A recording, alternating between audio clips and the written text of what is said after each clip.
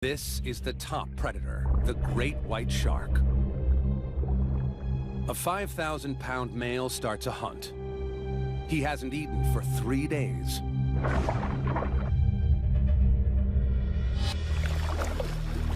He picks up a scent from 2 miles away. Seals.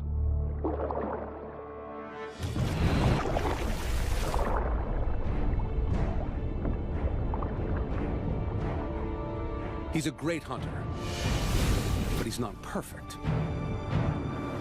Great whites are unsuccessful more than half the time.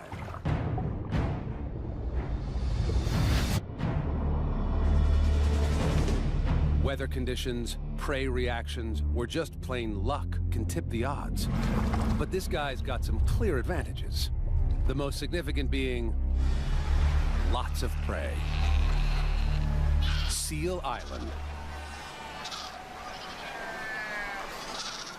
It's early winter, right when this 75,000-course buffet must leave the island in search of food.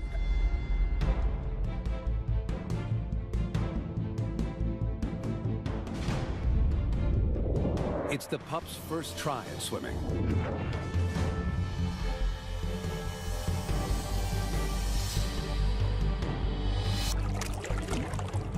Instinctual grace soon surpasses clumsiness. They're on a mission. To get to their fishing grounds, they must run the gauntlet.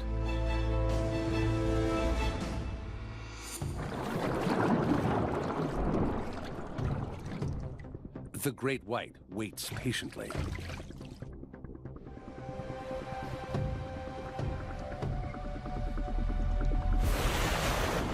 The older and wiser seals know what waits for them.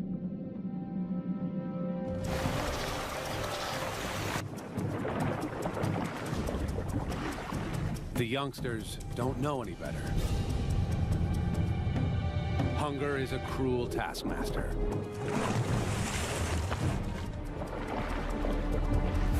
There is safety in numbers. Lagging behind increases the chance of becoming a target. The littlest ones try to keep up.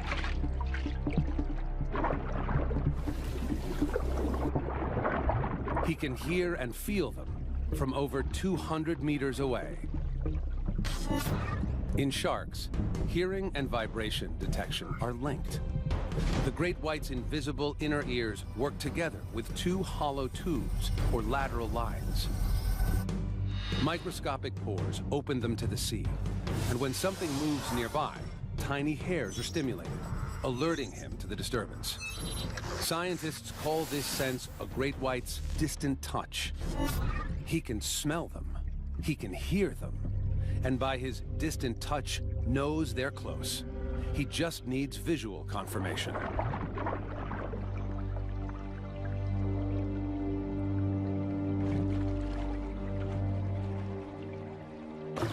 He makes his move, directly below his target.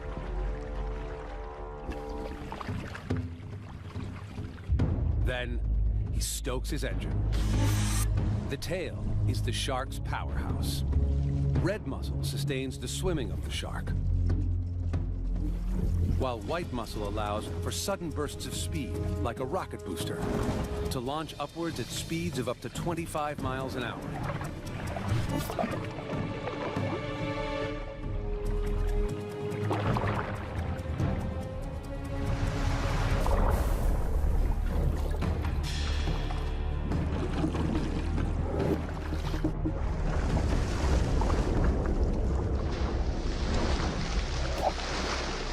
It's a fail.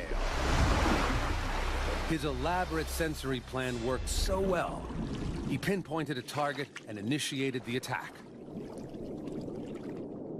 The strike was textbook, except for a curveball. Clear skies and calm seas, like today, worked to the prey's advantage. The seal saw him at the last minute. So when the shark made contact, his cover was already blown. The seal's whiskers detected tiny vibrations, so he was aware of the shark before he became dinner.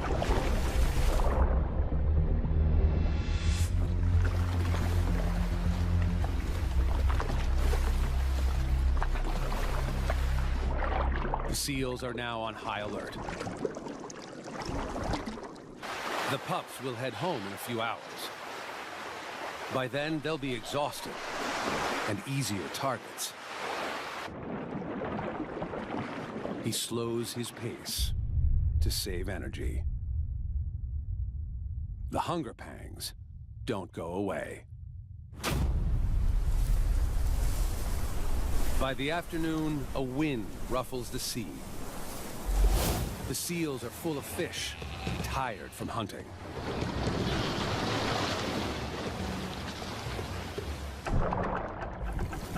It's supper time.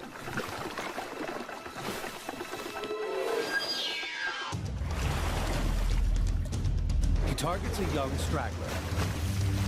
Younger seals are easier to hunt. Speed and agility come with experience.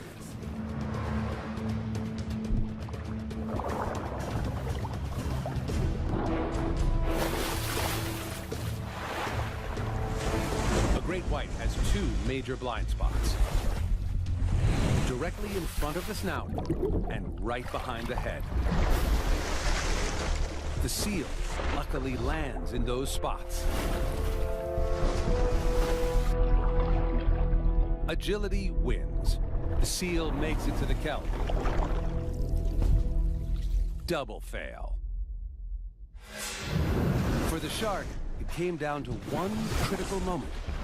The initial strike didn't bear fruit, and from then on, the odds were in favor of the seal. It became an agile torpedo, using its front flippers to propel itself away from the shark, while steering and changing direction with its back flippers. The great white had already struck out once today, so when he missed the seal on the first strike, he should have just swum away. Two fails means he's lost out on over 1 million calories. The great white executes the perfect attack. But there's something wrong. It's a decoy seal set by a tourist boat to lure the shark.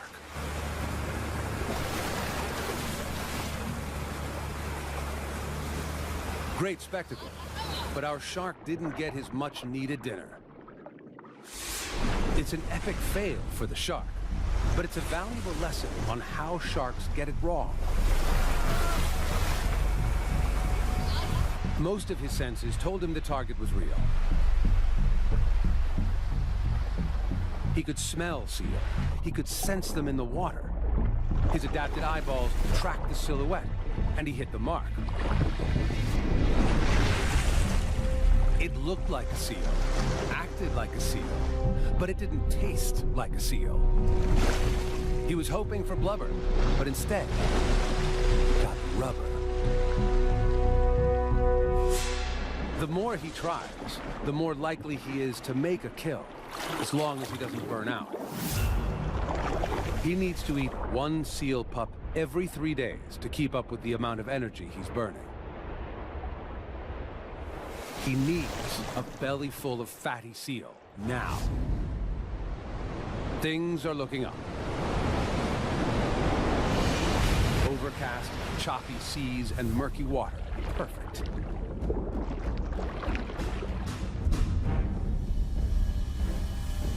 No longer in tight formation, the seals are trickling in from their 3-day fishing trip.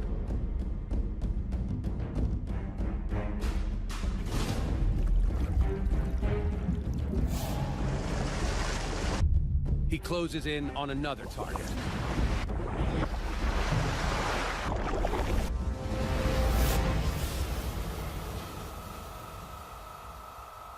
It's a direct hit. Success at last.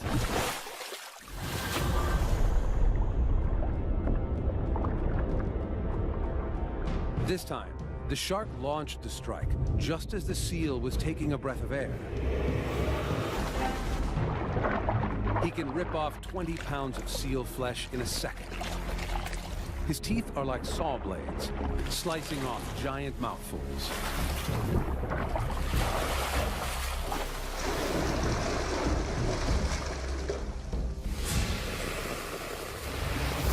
For the great white, All systems must be accurately aligned for the perfect hunt. Every seal he gets fuels his machine. The ones that get away motivate him to try again. If the great white is the killing machine of the sea, this predator is its counterpart in the sky. Gannets are air-to-water missiles, plummeting at 60 miles an hour for their food. Now, they're leaving to track down a fishy feast. 200 miles away, millions of sardines start their annual migration.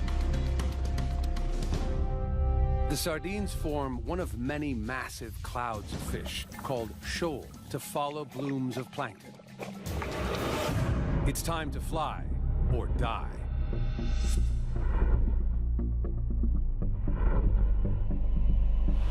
The sardines can travel up to 37 miles per day, but the gannets can cover 300 miles before refueling. Their bird's-eye view means they can look for dark moving water, a sign of fish massing together. Unlike most birds, their eyes face forward, giving them binocular vision. They see them, or so they think. They were hunting for sardines, but instead, they've got a shoal of thousands of mackerel, bigger, more challenging fish to hunt. The shoal is at least 30 feet below the surface. The gannets prepare their superpower. They climb to almost 100 feet to maximize momentum and gravity.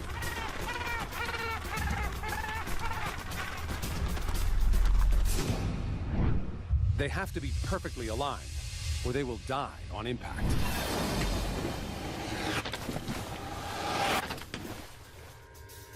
Wings tuck, feet stow, then into an arrow shape. Most objects at this speed and from this height would hit the water like it's a brick wall. But the gannets cut right through it. Protective membranes cover the eyes and act as goggles during the dive. The beak is strong and pointed. Their nostrils are internal, preventing any water from entering on impact. The thick skull bone is a crash helmet, and air pockets inside are like airbags, cushioning the blow.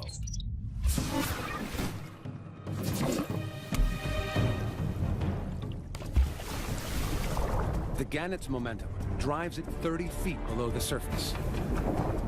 The mackerel bunch together, making it tough for the gannets to pinpoint one fish. There's strength in numbers. And then the ball descends deeper, away from the menace above. The gannet has two options: go back to the life of a bird, or transform into the awesome superfish. The gannets won't give up. Instead, these birds turn into superfish. They flatten their wings and swim.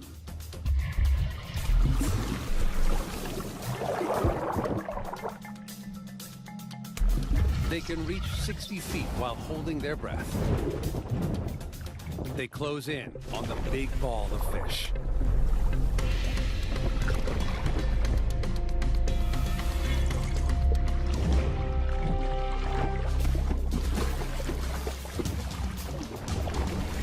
The gannets grab hold of the mackerel.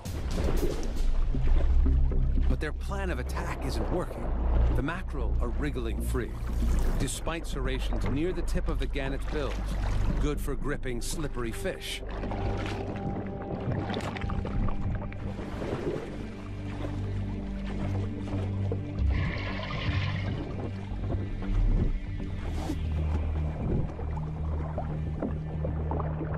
The shoal retreats to 100 feet, deeper than a gannet can dive without running out of air.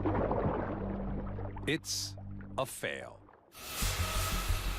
The high dive was perfectly executed. Within seconds, the fish were under siege.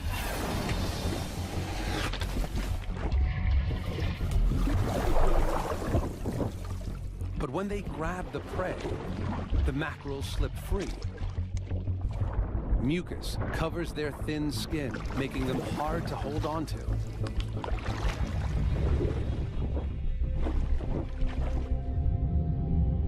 The gannets are tired from the lengthy flight, and today the strong swimming mackerel proved too much for them.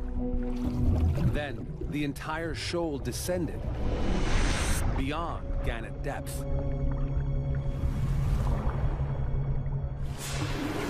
With empty bellies, they take to the skies once more.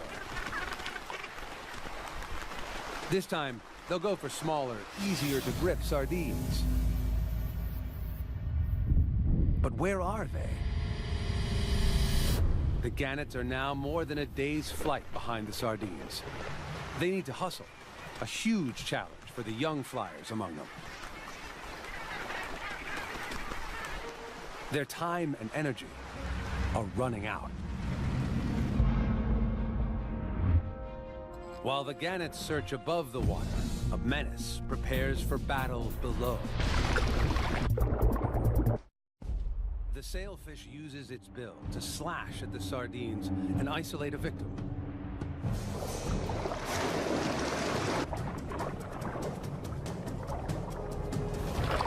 The next sailfish in line takes aim and strikes. It's completely off. When one misses, another is ready to take its place. Another failed. Or is it? Sailfish don't just pick off individuals.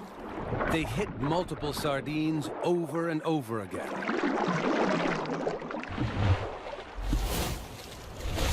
As it slashes, the tip of the bill can cover 20 feet and turn through 575 degrees in a single second. That's a lot quicker than a sardine can swim, and a lot faster than it can react. The sailfish were relentless in their attack. First, they teamed up and moved their targets into position. Then, they used their 2-foot-long bills to wound the sardines and wear them down. This first attack took its toll.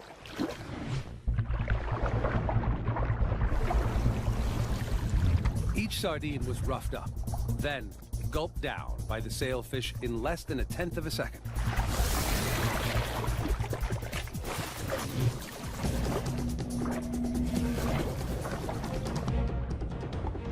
Every sailfish ultimately got a meal. Sailfish are superb killers with specialized strategies, but it's the orca that takes the prize for the craziest hunter in the sea. No other animal risks its life to get a meal with such an outrageous stunt. At 7.5 tons, she risks beaching herself. She must wait for high tide. 4 hours later, the tide is up, but it's still too shallow in places. She searches for a spot where the high tide will help push her right up to the beach. She's found one.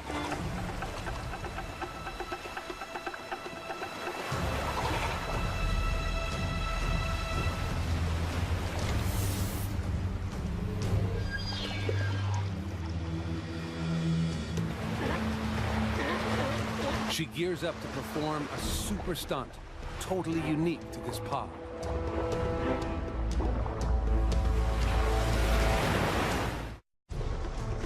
The female orca prepares to ambush her target. Surfing a whale, she speeds toward the beach at 30 miles an hour.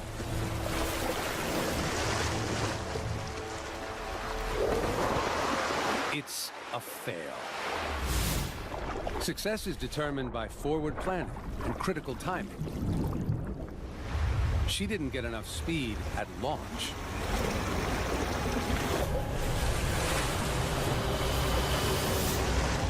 Then, at the last minute, she ran out of water to surf and put on the brakes. This gave her away, and the pups escaped. It's a skill that takes years to get right. She tries over and over.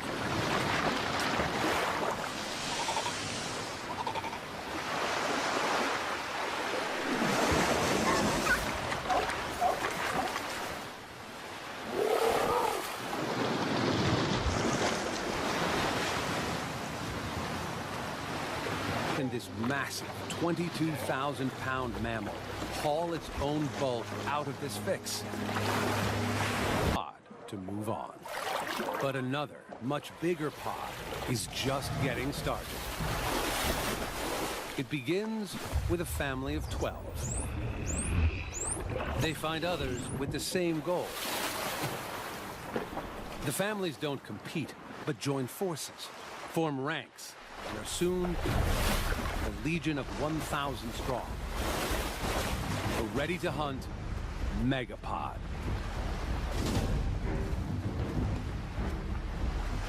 They've got 300 miles to cover to reach their target off the coast of South Africa. What drives this obsessive journey? None other than the irresistible sardine, now migrating within their reach. And they are being watched closely from above. Having failed to find the sardines themselves, the gannets place their bets on the dolphins. Just follow and let them do the hard work.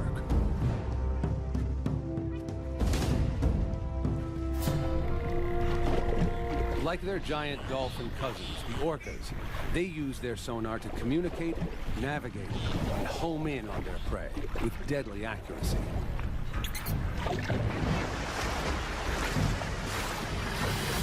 Thousands of echolocating predators soon pick up the swimming fish. The sardine migration pushes steadily northwards.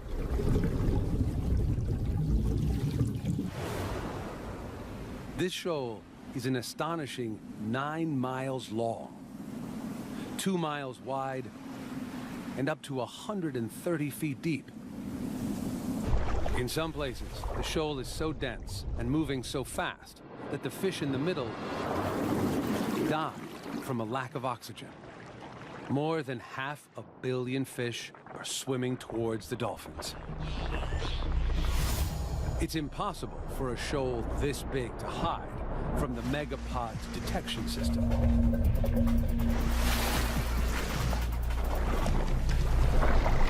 The sardines fall right into the dolphins' trap. Now, the hard work begins. Holding their breath for up to 10 minutes, they work to split the shoal and push a smaller group towards the surface. They do it, herding the fish like border collies corralling sheep. Under attack from all angles, the sardines stick together. But the tiny sardine should never be underestimated. Along with vision, they coordinate their movements by reacting to water flow.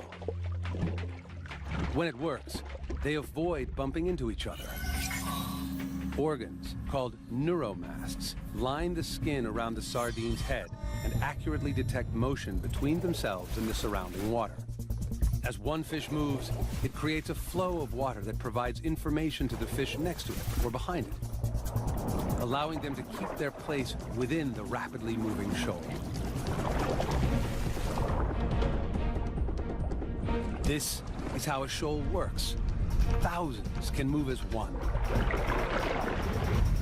Each individual tries to find safety in the middle, creating a mass continuously folding in on itself. Nobody wants to be stuck on the outside.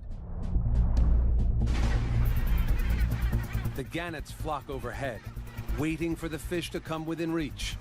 The alliance is about to reach its climax. The table is set, everyone is in position.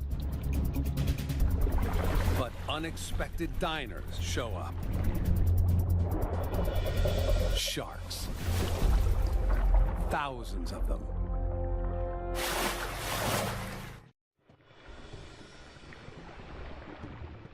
The dolphins and gannets hold back.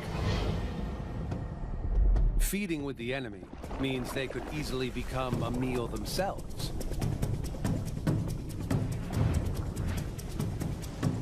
The sharks think they can collect the proceeds from the dolphins' hard work.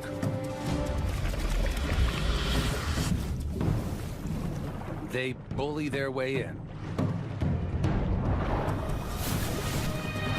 destroy the tidy formations the dolphins have organized. But the sharks can't get a mouthful.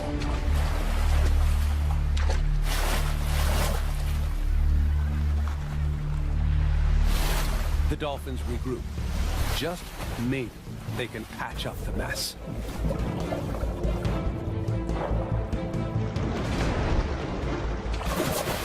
Sharks are worked up, but they're not denying access to the sardines.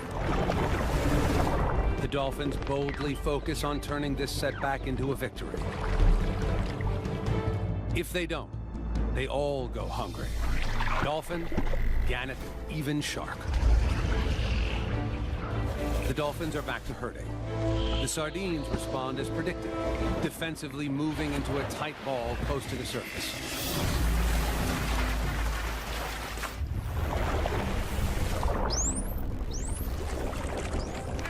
The gannets watch the turmoil from above.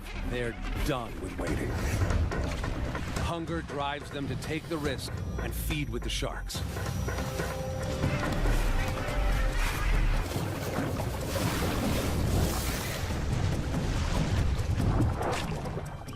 The feast fast becomes a frenzy.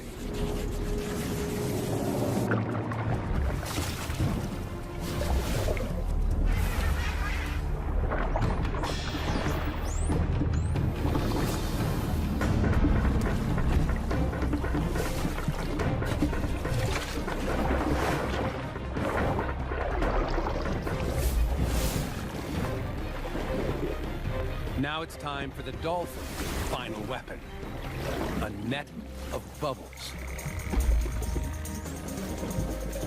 The bubbles form a barrier that the sardines don't like to cross.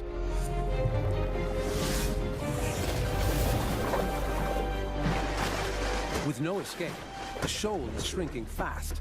Shark, bird, and dolphin all get a piece of the action, until a newcomer completely changes the game again.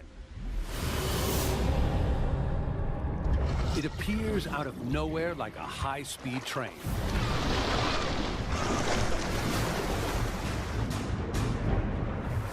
"42 feet in length, with the ability to swallow a small car, the Brutus whale vacuums up hundreds of sardines in one mouthful. He makes the shark look like a minnow. Flicks of its muscular tail power it upwards at high speeds. Even with its gigantic ballooning mouth, creating drag. Another whale explodes out of the depths. This time, it's a female. She's even bigger than the male. And she needs to eat over 3,000 sardines a day to survive.